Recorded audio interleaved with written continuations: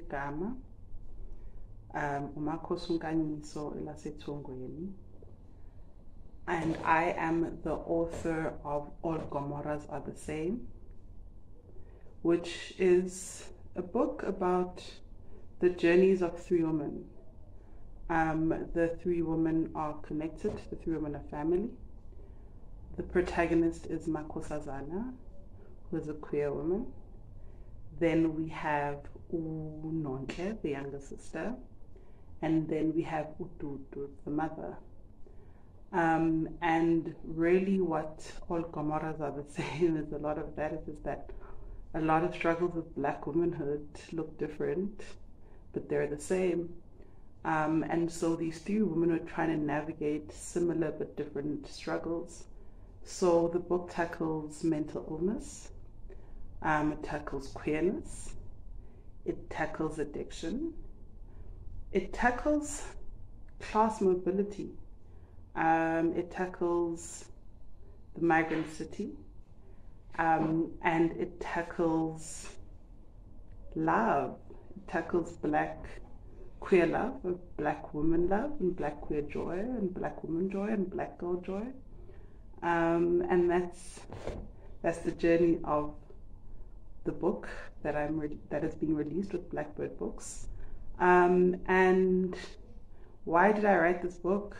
I think, to be honest, I'm going to blame Upanashe Chikumanzi, because she told me that I could write, and then she told this woman that I could write, Tabiso from Blackbird Books. And then I met Tabiso, who also was like, send me things that you write, and I sent things, and apparently I could write. It took a very long time for me to write this book. Let me be honest about that. It took me a very long time. I don't consider myself a writer at all. But it was a necessary conversation for me to have, especially at the sort of end of my 20s. I started at post 25.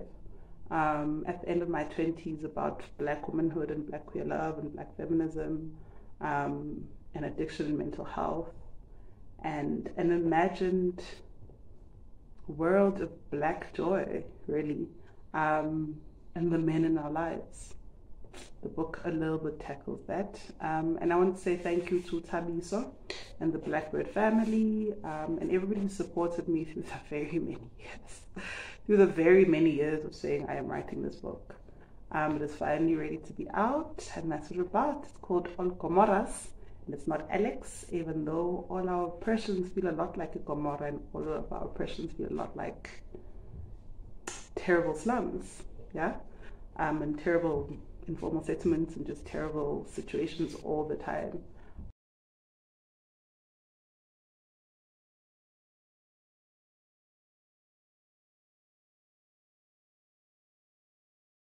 So the title, was it an intentional, I'm trying to entice people? Was it an intentional, trying to be transgressive? No. I think it just came. The title is one of the things that came from the book. And more than anything, what the title is saying is having a conversation about how these women are struggling really, really differently, but in very similar ways because of the system of the colonial mess, I guess, that has created and constantly works at trying to show us the divisions instead of the similarities, because if we're united,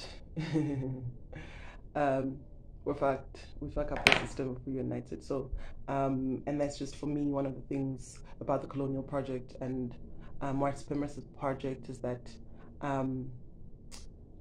white is like universal, and then blackness is like, yeah, and so then we can never be divided or whatever. So that's the one conversation.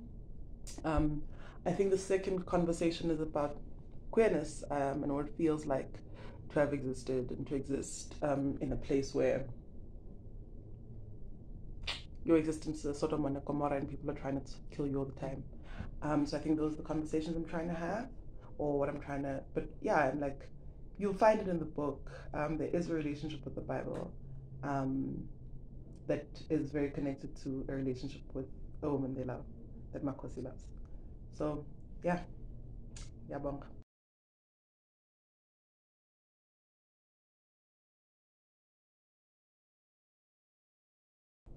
Where did I get inspiration for this book? Outside of In Between Women's Thighs. I love thighs. I love sex. No one asked. Everywhere and nowhere. But also been cool. So in my illnesses. I've said this before.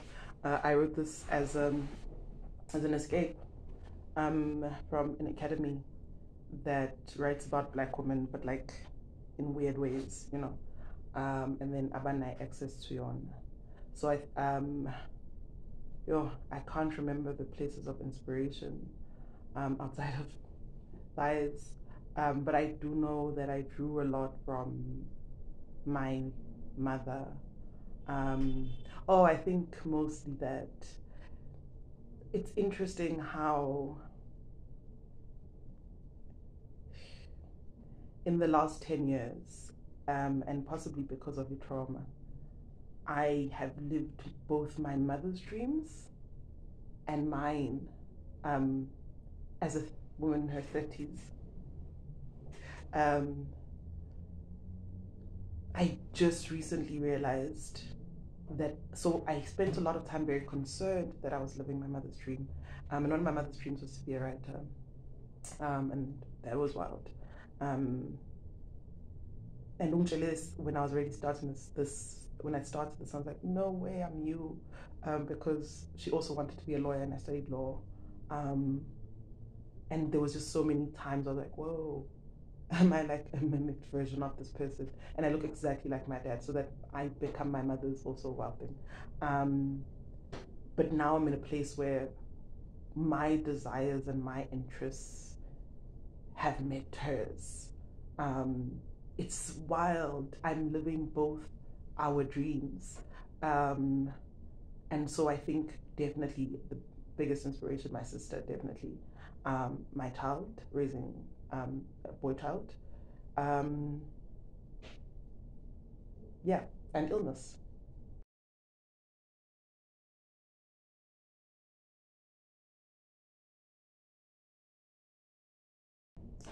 Did I deliberately do work around sex and sexuality in the novel given Africa's history? No. No. No. I don't care. I care. I mean, in this moment, right now, and in my existence, I definitely care about the ways in which queer people are dying on this continent and across the world because since but like, did I make like a deliberate like, oh, I want to insert queer people into the stories of Africanness? No. She was just a queer woman. They've existed, we've existed, they exist. Like, I'm not of the project of we're here. It's not my life project, and I don't never want to come from that point. I can't keep. I did it in my youth. I don't anymore. I've always known of queer people who exist. I'm not personally. I know in history that they exist, and they've existed. Am I going to go out of my way to have that fight of,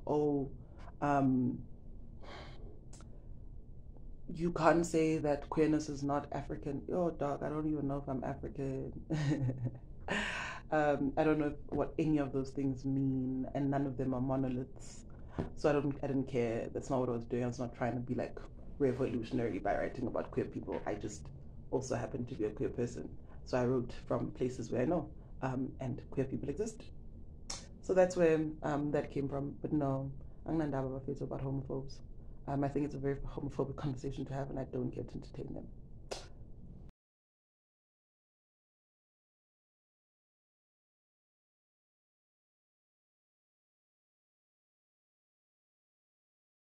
So one of the questions that is asked is that people claim that writing can either be therapeutic or haunting, as it reveals hidden aspects about ourselves that we either shy away from or have to deal with.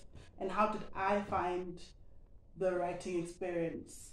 I started this book during my masters. So the characters existed as an escape, because the characters are their own people who live in my head, right? So they existed as an escape, and then being different characters throughout my life. But they existed as an escape in a work that was meant to be Black woman centered, that I was looking for a lot, and the place, as you'll know with social science and anthropology, what you think and what the field is, are two completely different things. So that's what the book started as. And then when I finished my master's and had to go back to the book, it was haunting. It was excruciatingly haunting, to have to face myself. And also, most books don't happen in isolation. Life is happening as books are happening. And I took a really long time, and I always say I took a really long time, and Tabiso was exceptionally patient with me. But I'm not one of those people who signed and then a few months later had a book. It's years later that these people were existing in my brain, and towards the end of the book I started a PhD. I don't know why.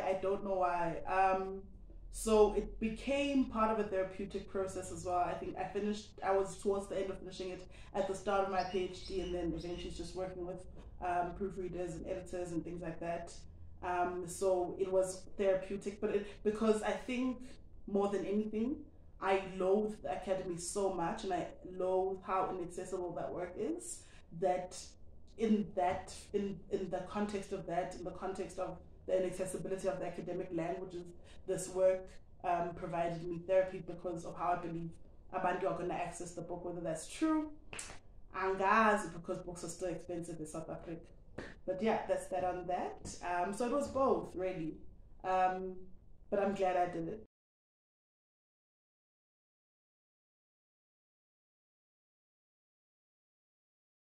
So I definitely think that the relatability of my characters is related to very much part of the title. Uguti, I think if you read this book as a Black woman in South Africa, or even in Southern Africa, where there's the geographical setup and the class setup, nje nokuthi bafika benza ngesikhathi besihlukanisa, right? Bakha lezi ndawo abazakhayo with a particular purpose. I think for most women, I believe they're gonna see umuntu abamaziyo in the book. It won't necessarily be in their family, but uzoba khona umuntu abamaziyo in the book, or somebody who's similar to that, because the nature of ilogishi, of amakhaya, of the migrant city is constructed a certain way. The patterns of migration were constructed a particular way. What ilogishi was meant to produce was constructed in a particular way. So there's things that I feel abantu bazozibona. So without giving it away too much, there's a narrative of how the men are in this book.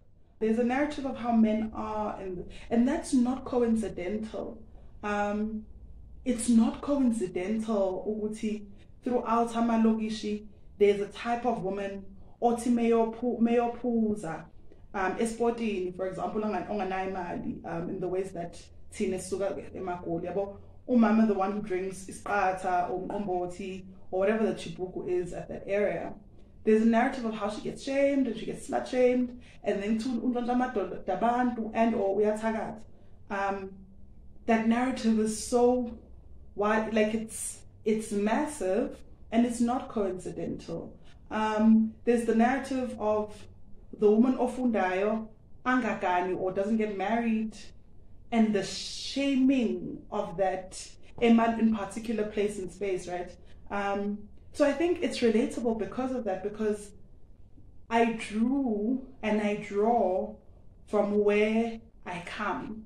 And then we come to a migrant city and we're like, oh, that sounds like this person and that sounds like that person. I think it speaks to why so many of us love Ubrenda and love Ulebu in the ways in which they are rebellious and in the ways that we're like, whoa. So there's a place in a space where women can act outside of the normative and it be okay and it be celebrated. I mean, we know that at the time that they existed, they weren't being celebrated in the ways that we are. But we're in that place now. And now I just was drawing on where I am now and the things as in Kulisile and the people around Kulisile.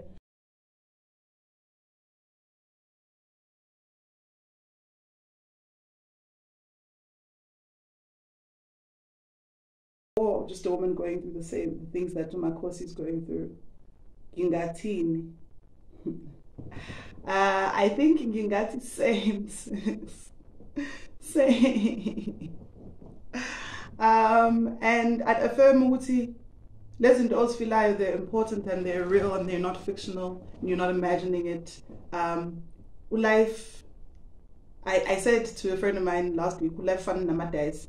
Sometimes it's 2, sometimes it's 6, and my friend was like, now fun namadays. My days ya popa.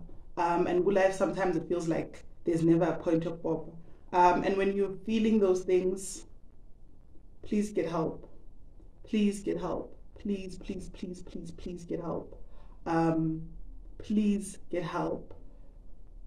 Mental illness, today I read, is not a character flaw.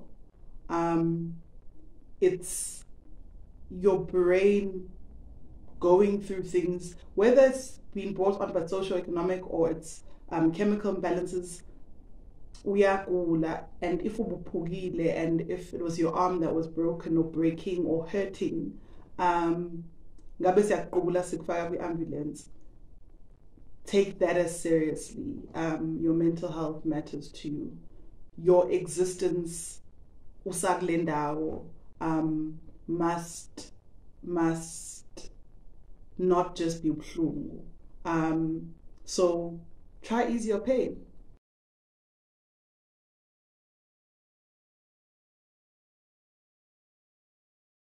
This is just, some of us are queer.